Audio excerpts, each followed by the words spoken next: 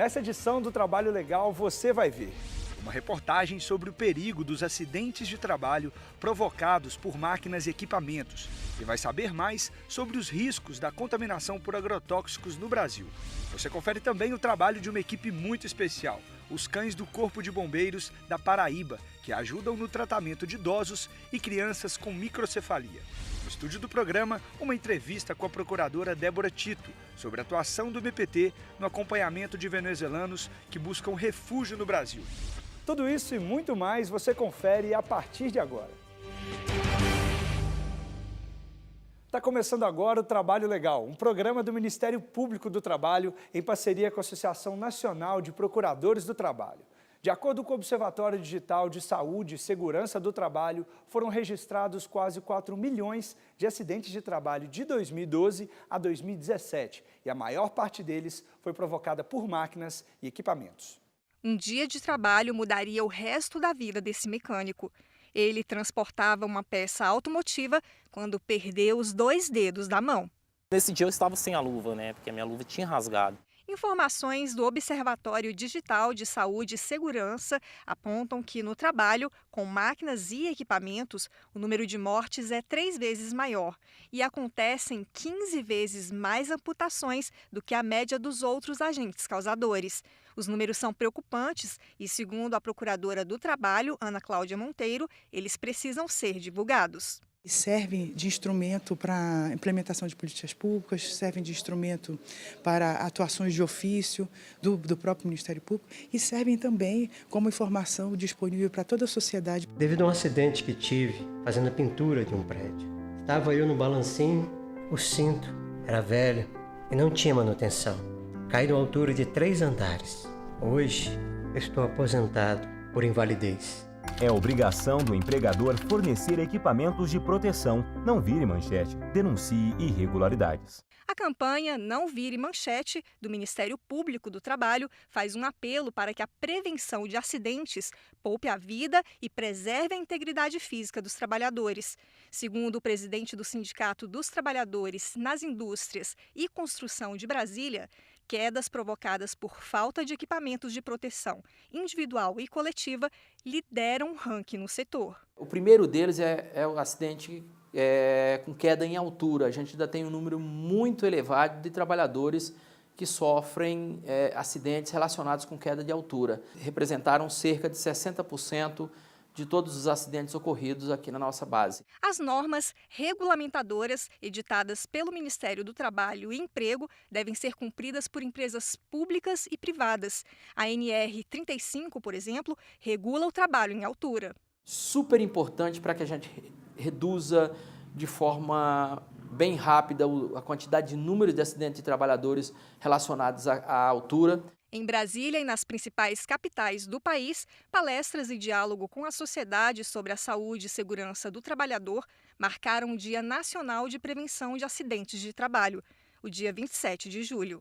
Nada melhor do que eventos como esse, no Dia Nacional de Prevenção de Acidentes do Trabalho, para conscientizar todos os setores. A construção civil hoje, nós temos, o número de mortes na construção civil é muito alarmante. Ainda é um número que assusta, Porque lá nós temos muitas vezes obras irregulares, obras que não cumprem as condições básicas.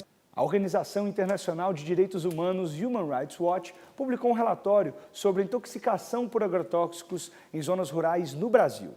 A ONG Human Rights Watch visitou 5 regiões do país e, do ano passado para cá, constatou um quadro preocupante no campo.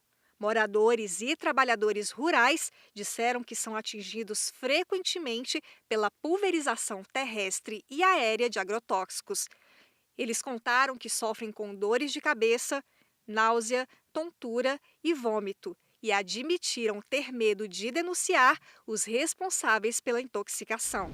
Segundo a Human Rights Watch, a distância mínima de 500 metros para a pulverização perto de cidades e povoados prevista em lei não é cumprida.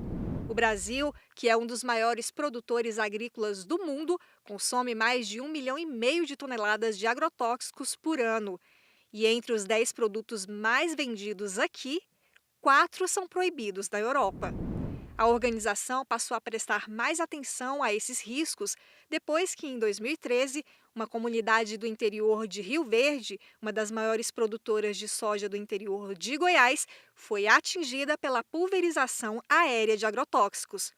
Moradores foram hospitalizados e mais de 30 crianças da Escola Rural de São José do Pontal passaram mal.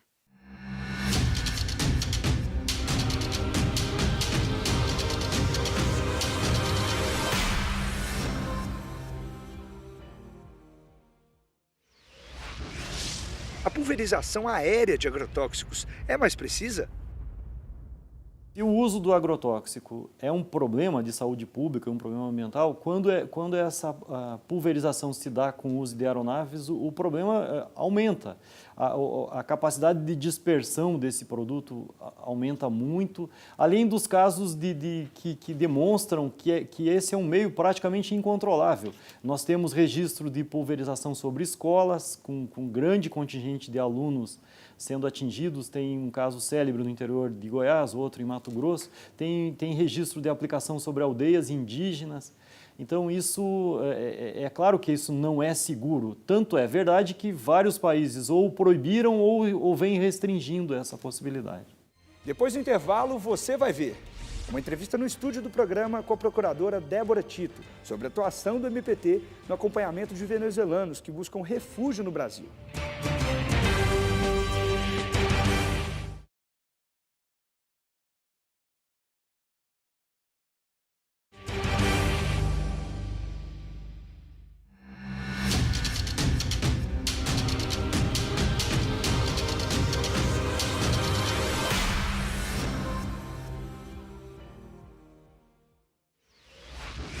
É verdade que não existem dados precisos sobre contaminação por agrotóxicos?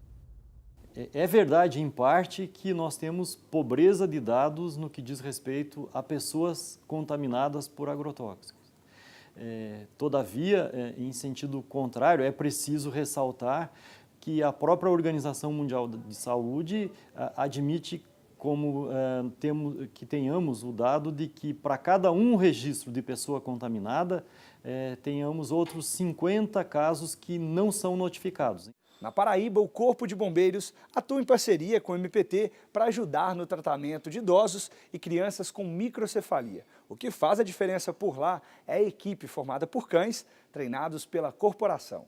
O pequeno Thales aproveita cada minuto da brincadeira. Aqui, o tratamento é à base de carinho e muita diversão. Relaxa bastante até chegar perto deles e ele sente, ele deita, ele cheira. Eu super feliz. Nunca teve outra reação a não ser alegria. O projeto permite que os cães do Corpo de Bombeiros participem de sessões de fisioterapia de crianças como Thales, que têm microcefalia. A finalidade é estimular os sentidos e os movimentos. Na Corporação de Campina Grande, 130 crianças e 40 idosos são beneficiados pela interação com os animais. Tanto aqui de toda a Paraíba, desde o sertão a Cabedelo, como também no Rio Grande do Norte, estaremos recebendo agora uma criança da África, de São Paulo e de Manaus. O projeto Cão Bombeiro é uma parceria do Ministério Público do Trabalho com o Corpo de Bombeiros Militar da Paraíba. O projeto é financiado por recursos de multas pagas por descumprimento de conduta e de obrigações trabalhistas. Esse tratamento com animais, ele traz consequências muito benéficas para o paciente. O projeto Cão Bombeiro é emocionante, ele é apaixonante só de participar e entender. Para a equipe que trata as crianças, o contato com os cães é fundamental para o tratamento. As crianças ficam alegres, ficam motivadas, as mães, a família em si, a equipe. Então é um momento de integração de todos. É um momento que a gente pode se reunir com a família, que a gente pode acompanhar essa criança num momento de lazer. Nega, neguinha, nega e negona. São eles que garantem um momento de descontração, mas, acima de tudo, a qualidade de vida e a interação social indispensáveis para melhorar a imunidade e o progresso dessas crianças. Vamos acompanhar agora mais uma entrevista sobre temas importantes da atuação do MPT. A conversa é lá no estúdio do Trabalho Legal. Obrigado, Rafael Augustos. Eu estou aqui no estúdio do Trabalho Legal, ao lado da procuradora Débora Tito. Seja muito bem-vinda. Obrigada. Nós vamos conversar sobre a atuação do MPT no acompanhamento dos venezuelanos que buscam refúgio no Brasil por causa da crise econômica e política no país. A crise econômica e política na Venezuela se transformou em crise humanitária nas fronteiras do Brasil. Até fevereiro deste ano, 38 mil venezuelanos entraram no país, a maior parte deles pelo estado de Roraima. O governo federal tem um plano de interiorização para levar os migrantes para outros estados. Em abril, o Ministério Público do Trabalho enviou nota técnica ao governo com recomendações para evitar que esses estrangeiros caiam nas mãos de aliciadores e sejam explorados. Na nota, o MPT sugere que as pessoas recrutadas para trabalhar em abrigos e locais de acolhimento em Roraima recebam capacitação e que os estrangeiros recolhidos nos abrigos recebam aulas de português e informações sobre a legislação trabalhista brasileira. O MPT também recomenda que a Casa Civil interceda para garantir a fiscalização das condições de trabalho do grupo. Doutora Débora, qual a situação do fluxo migratório de venezuelanos hoje aqui no Brasil? É uma das situações mais graves que a gente já enfrentou no século XXI. Essa migração dos venezuelanos só está perdendo para dos negros africanos na época da colonização. Realmente a gente tem enfrentado esse problema que não é só do Brasil. A Venezuela está com um problema político e social, falta remédio, falta comida, e estão sendo recebidos venezuelanos não apenas no Brasil, principalmente na Colômbia e em outros países até mais pobres. Então, no Brasil, a gente tem essa situação dos venezuelanos e já teve de outros, porque nos últimos tempos o Brasil foi vendido na América do Sul como Eldorado. Realmente houve um incremento econômico desde 2005, 2006, mas essa crise dos venezuelanos tem muito mais a ver com a Venezuela do que com a eventual fama do Brasil na América do Sul. Então, com esse fluxo desses 50 mil venezuelanos que estão se espalhando pela América do Sul, o Brasil recebeu 12 mil nos últimos 3 anos. E basicamente na fronteira direta ali de Roraima e basicamente na capital, que é Boa Vista. Então, de 2 anos para cá, a gente tem enfrentado com maior intensidade, inclusive venezuelanos que vêm simplesmente para ter atendimento médico em Boa Vista. Eles não vêm necessariamente para migrar, como acontece com algumas outras situações. Eles vêm muitas vezes para procurar até uma assistência médica no Brasil.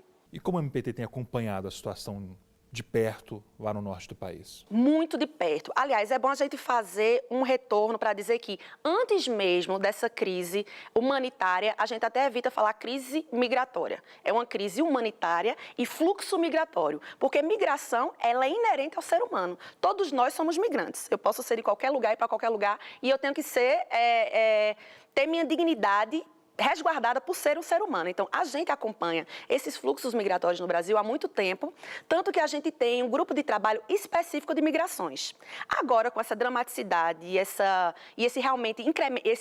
incremento do fluxo por conta da crise venezuelana, a gente tem acompanhado tanto em Boa Vista, quanto nos estados dos arredores, quanto nos estados que estão recepcionando, São Paulo, Campinas, etc. E criamos no Ministério Público do Trabalho um GEAF, que é um grupo especial de atuação finalística, composto por 8 procuradores, eu faço parte desse grupo, para estar sempre presente em todas as reuniões que envolvam o Ministério das Relações Exteriores, que envolvam a Acnur, que envolvam as reuniões lá em Boa Vista, e com isso a gente já expediu uma nota técnica para que a União realmente envie maiores esforços para políticas públicas de empregabilidade e de proteção dessas pessoas. A gente entrou com ação civil pública na época dos haitianos lá no Acre, em que a União fez um acordo judicial com a gente de âmbito nacional e para qualquer nacionalidade, para realmente incrementar essas políticas públicas. E agora, recentemente, há 15 dias, nós entramos com ação para produção de provas para que a União comprove que está cumprindo o acordo. Então, nós estamos muito atentos à questão dos venezuelanos e o nosso foco é o eixo trabalhista. Porque essa questão dos venezuelanos está chamando a atenção de todo mundo. Se você for conversar com a DPU, a Defensoria Pública da União está trabalhando, algum ministério está trabalhando, mas o Ministério Público do Trabalho quer eixo de empregabilidade. Trabalho é vida, trabalho é dignidade. Então, se esses venezuelanos estão no Brasil, eles precisam de políticas públicas de empregabilidade. Então, a gente quer focar nisso para que, enquanto eles estejam aqui com essa residência temporária, eles estejam assegurados no seu sustento. Faremos agora uma pausa e no próximo bloco você vai saber quais são as principais denúncias recebidas pelo MPT relacionadas a refugiados que chegam ao Brasil. Em um minuto.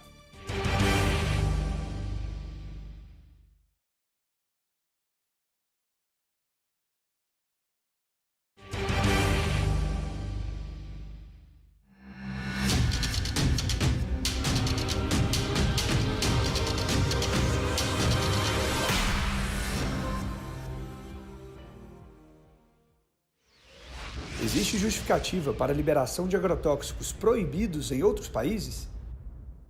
Nós não podemos aceitar que substâncias que são banidas, que já foram extirpadas de países mais evoluídos do que o nosso, possam serem aqui ingressarem como se fizessem mal em outros países, nos países europeus, e não fizessem mal aqui. O que a gente tem que sempre estar tentando é, a partir do momento que uma substância for reconhecidamente prejudicial, onde quer que seja esse reconhecimento, reconhecê-lo, fazer esse mesmo reconhecimento aqui no nosso país, banindo e não utilizando mais qualquer substância nociva. Trabalho legal de volta e antes do intervalo, doutor, a gente prometeu abordar neste bloco a questão das denúncias recebidas pelo MPT. E quais são as principais que o Ministério Público do Trabalho tem recebido na região norte? Muitas, inclusive de condições análogas à de escravo. Um dos motivos da gente ter ingressado com essa produção de provas é porque, ao não envidar políticas públicas, você deixa esses venezuelanos aqui em situação ainda mais vulnerável, expostos a trabalho infantil, à exploração sexual e a maus empregadores que ficam os arrodeando para baratear a mão de obra. Por exemplo, uma diária de um trabalhador lá em Boa Vista, que é R$80, se você for chamar um venezuelano, o empregador paga R$40.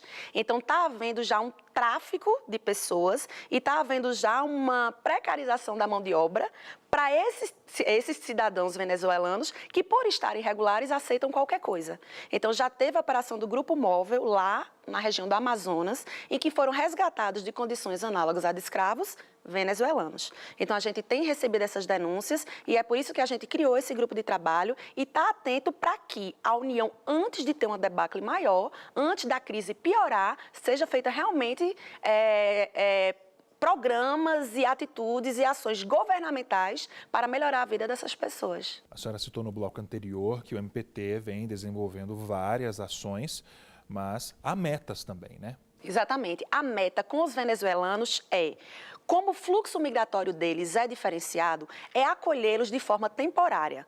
E mais um motivo da gente precisar desses dados. A gente sabe que 50% dos venezuelanos que entraram no último fluxo já voltaram para a Venezuela. Eles não são migrantes que vieram para o Brasil com ânimos de ficar. Muitos migrantes vêm para o Brasil com ânimos de ficar e muitos migrantes vieram para o Brasil porque foi para onde eles conseguiram ir. Se você for analisar o mapa mundi da migração, o Brasil não é um destino quente, digamos assim. Os destinos quentes são os países da Europa, os Estados Unidos, mas o migrante está tão desesperado para sair daquela situação que ele termina indo para onde ele quiser. Então, a gente precisa desse mapeamento para saber quem realmente veio para ficar, quem realmente queria ir para outro lugar e parou no Brasil. E dos venezuelanos, como eu já tinha falado no bloco anterior, às vezes eles não querem nem ficar aqui, eles só querem comida e remédio, que eles não estão tendo lá na Venezuela. Então, a partir do momento que a gente tiver essas informações, a gente vai poder saber que tipo de imigrante a gente está lidando, se são pessoas que vão permanecer no Brasil, porque aí a gente vai para a legislação. Porque a legislação brasileira, ela dá o visto humanitário para refugiados por 2 anos, prorrogável por mais 2 anos, e pode dar um visto de permanência se a pessoa realmente for ficar no Brasil, com todos os direitos do brasileiro naturalizado, etc. Então, até para isso a gente precisa dessa informação e até para isso a gente termina voltando para a União, para a necessidade de políticas públicas e para a necessidade de transparência e de cumprimento desse acordo. Para finalizarmos, o MPT não tem atuado só no caso dos venezuelanos, mas também de outros grupos, como haitianos também. Exatamente. Haitianos, venezuelanos, todas as correntes migratórias. A nossa preocupação com migração ela é antiga. É tanto que nós temos vários grupos de trabalho voltados a isso e a gente tem uma pauta importantíssima que é de tráfico de pessoas. Além da gente lidar com o trabalho escravo e com uma série de violações graves de direitos humanos na seara trabalhista, a gente tem um foco grande em tráfico de pessoas, que até um artigo criminal recente, que entrou no Código Penal em 2016, que é o 149A, que é fruto já da nossa preocupação com o tráfico de pessoas. Por quê? A migração ela não é crime. Qualquer pessoa pode ser migrante. Aliás, a migração é até um desejo do ser humano que quer uma vida melhor. Mas em nenhum momento essa condição migratória pode estar sendo explorada. E quando a gente busca, por exemplo, trabalho escravo, muitas vezes essas pessoas são migrantes. E não são migrantes necessariamente internacionais. São migrantes de Pernambuco para o Pará, são migrantes nordestinos para o Centro-Sul. Então, a gente está atento, inclusive, à migração interna no Brasil. Porque essa migração interna no Brasil, não apenas essa dos venezuelanos e desses fluxos internacionais, mas a gente está atento também a esses fluxos nacionais. Por quê? Por causa da questão de tráfico de pessoas. Ser migrante, sim. Ser um traficado, não. Então, a gente tem essa atenção, inclusive com relação às correntes migratórias no próprio Brasil, do próprio brasileiro em território exclusivamente nacional. Doutora Débora, muito obrigado pela participação. Eu que agradeço. Até a próxima.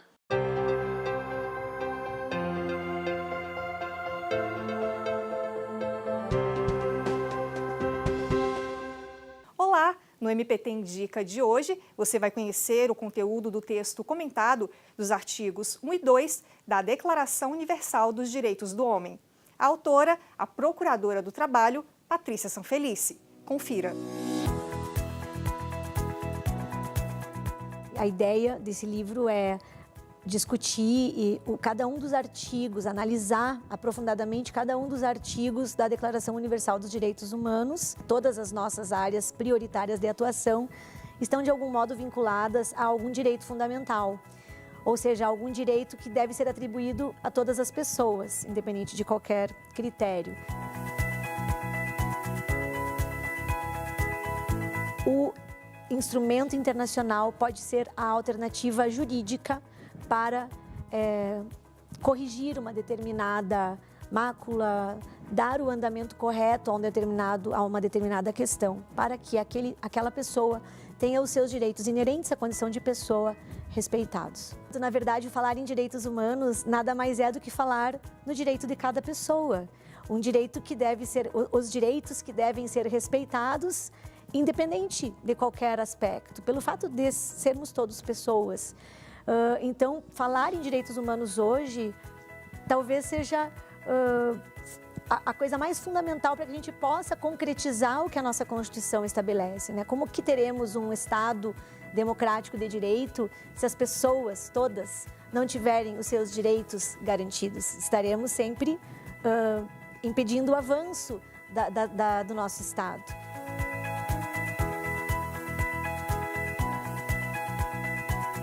Como que teremos um Estado democrático de direito se as pessoas todas não tiverem os seus direitos garantidos? Estaremos sempre impedindo o avanço do nosso Estado.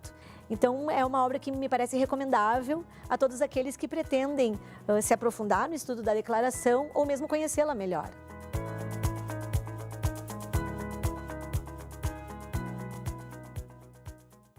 Antes de encerrar, lembro que a sua contribuição é muito importante para a gente. Por isso, sugestões de reportagens podem ser enviadas para trabalholegal.pautas@gmail.com. Agora, para acompanhar as ações do Ministério Público do Trabalho, basta acessar o portal www.mpt.mp.br e também as nossas redes sociais. Obrigado pela audiência e nos vemos na semana que vem. Tchau!